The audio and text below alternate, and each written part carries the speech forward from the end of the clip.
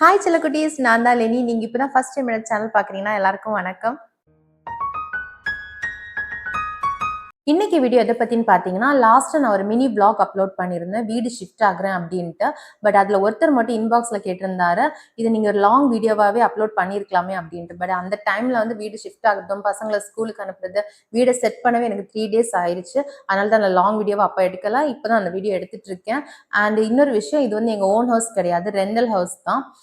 அதை வந்து ஏன் இவ்வளோ ஹோம் டூர்லாம் போடணும் அப்படின்ட்டு 1-2 பேர் என்னோட சொந்தக்காரங்களே முணுமுணுப்பாங்கன்னு எனக்கு தெரியும். அவங்களுக்கு நான் ஒரு விஷயம் சொல்லிக்கிறேன். எங்கள் மேரேஜ் எப்படி நடந்துன்னு எங்கள் ஃபேமிலியில் எல்லாருக்குமே தெரியும்.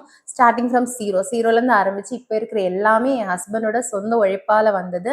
ஸோ வெல் செட்டில்டாக இருக்காரா, இல்லை அவருக்கு வீடு இருக்கா அப்படிலாம் பார்த்துலாம் நான் அவரை கல்யாணம் பண்ணிக்கலாம். அதனால கொஞ்சம் கொஞ்சமாக இப்போ எங்களுக்கு இருக்க எல்லாமே அவரோடதுல உழைப்பினால் வந்தது. ஒருவேளை கடவுள் கிருபையினால என்னாலே அவருக்கு ஹெல்ப் பண்ண முடிஞ்சா அப்படி நாங்கள் சொந்தமாக வீடு கட்டும்போது அதையும் நான் ஹோம் டூராக எடுத்து அப்லோட் பண்ணுறேன். இந்த முணுமுணுக்கிற சொந்தக்காரங்கெல்லாம் கொஞ்சம் பொறுமையாக இருந்து பார்த்துட்டு சந்தோஷப்பட்டுட்டு போங்க. இதுவும் நாங்கள் பே பண்ணி தான் இருக்கோம், சும்மாலாம் இல்லை. ஸோ இந்த வீடியோ பாருங்கள், கடைசி வரைக்கும் பாருங்கள். இதுதான் என்ட்ரு ஆகிற இடம். இங்கே சிட்ரோட்லாம் ஒன்றும் கிடையாது. ஆப்போசிட்டில் இன்னொரு வீடு இருக்குது. ஸோ நான் அதை வந்து ஜூம் பண்ணி காட்ட விரும்பலை. கண்டிப்பாக ஏதாவது ப்ராப்ளம் தான் ஆகும். வந்தே 2-3 நாள் ஆகுது. எந்த ஏழ்றையும் பிடிச்சி இழுக்க வேணாம். ஸோ இதுதான் என்ட்ரு ஆகிற இடம். என்ட்ரு ஆனதுமே ஹால் தான் இருக்கும். ஆக்சுவலி ஹால் பார்த்தீங்கன்னா உங்களுக்கு தெரியும், ரொம்ப பெரிய ஹால். இதுக்கு முன்னாடி இருந்த வீடை வந்து நீங்கள் ஏன் வந்து ஹோம் டூர் போடல அப்படின்னு யாராவது தோணுச்சுன்னா, அந்த வீடு வந்து நாங்கள் அவசர அவசரமாக ஊர்லேருந்து வந்ததுமே பார்த்த வீடு. ஒரே நாளில் பார்த்து ஒரே நாளில் வந்து அட்வான்ஸ் கொடுத்த வீடு. சுத்தமாக இடமே கிடையாது. நான் எங்கேயாவது உங்களுக்கு ரொட்டேட் பண்ணி காமிச்சேன் அப்படின்னா ஃபுல்லாக பொருளால் அடைஞ்சிருக்கும். நான் ஏதோ ஒரு இடத்த வந்து செட் பண்ணி வீடியோ போட்டுட்டு இருந்தேன். ஸோ அதனால தான் அந்த வீடை வந்து நான் ஹோம் டூராக போடலை. அண்ட் ஹாலில் வந்து இங்கே என்ன பிரச்சனை அப்படின்னா, ஷோகேஸ் கிடையாது. ஹாலில் ஷோகேஸ் கிடையாது, ரூமில் செல்ஃப் கிடையாது.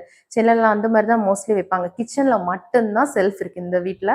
மறுபடி ஹாலில் வந்து ஷோகேஸ் கிடையாது. பட் எனக்கு வந்து என்கிட்டேருந்து அந்த டால்ஸ், இன்னும் நிறைய டால்ஸ், பசங்களோட டால்ஸ் எல்லாமே இருக்குது. அப்புறம் ஃபோட்டோ ஃப்ரேம் எல்லாம் செட் பண்ணுறதுக்காக சும்மா ஜன்னல்லே வந்து நான் அதை செட் பண்ணியிருக்கேன். எப்போ விழுதுன்னு தெரியாது. ஸோ டைனிங் டேபிள் அந்த பக்கமாக கொஞ்சம் தள்ளி வச்சுருக்கேன்.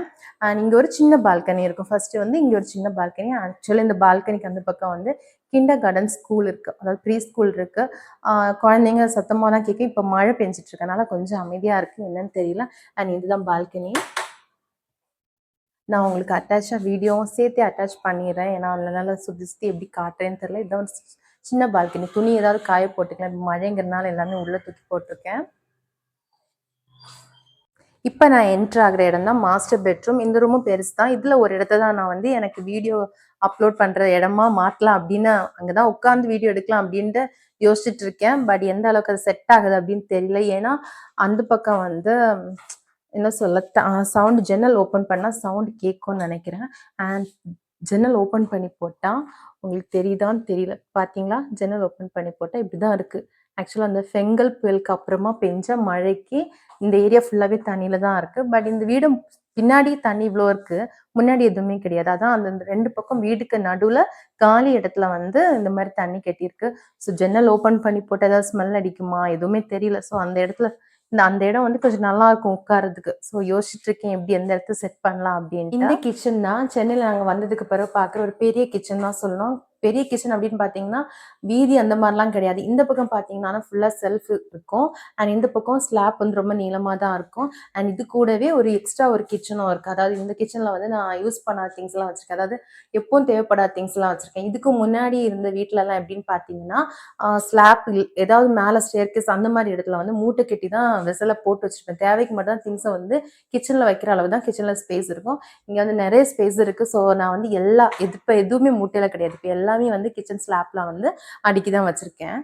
இது இன்னொரு ரூமுங்க. இந்த ரூம்லேயே ஷெல்ஃப் எதுவுமே கிடையாது. ஸோ ட்ரெஸ்ஸஸ்லாம் வந்து இந்த மாதிரி அமேசான்லேருந்து வார்ட்ரோப் எல்லாம் ரெடி பண்ணி, அப்புறம் இந்த சாரீ ஆர்கனைசர்லாம் இருக்கும்ல ஃப்ளிப்கார்ட்ல, அதெல்லாம் ரெடி பண்ணி தான் வந்து ட்ரெஸ்ஸஸ்லாம் வந்து நீட்டாக அடுக்கி வச்சுட்ருக்கேன்.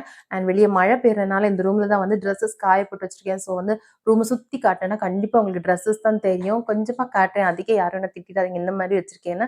ஆக்சுவலாக வெளியே வந்து போட முடியாது. ஸோ அந்த மாதிரி ஹேங் பண்ணி போட்டு வச்சுருக்கேன். அண்ட் இந்த ரூமோட ஸ்டார்டிங்கில் தான் எனக்கு ரொம்ப பிடிச்ச ரூம் ஆரம்பிக்குது. அதாவது பால்கனி. ரூமெல்லாம் கிடையாது, பால்கனி.